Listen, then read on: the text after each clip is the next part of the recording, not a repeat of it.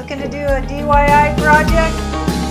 That's what we're talking about today. Hi, Charlotte, the Volsch team, Peaceful Apple Valley.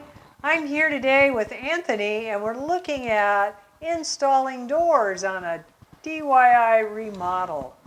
One thing you want to be sure of is that when you get the hardware, it matches up. Anthony, what would you say about that? Well, I definitely think you're right on that. Here we bought some new doors and chose some pretty nice hardware to go with it, but we really didn't think about the type of hardware that we got for this type of door. These edges here, for instance, are normally round, and I had to square them off, so modifying the door takes a whole lot more time. So if you're having an installer do these, they're probably going to charge you more money to modify that.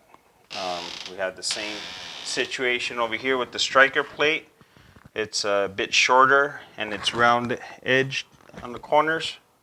And we also need a longer strike plate so that it doesn't ruin the corner of your molding. So, if you want to be sure that you don't strike out, get the right striker plates when you do your DIY on your door installs.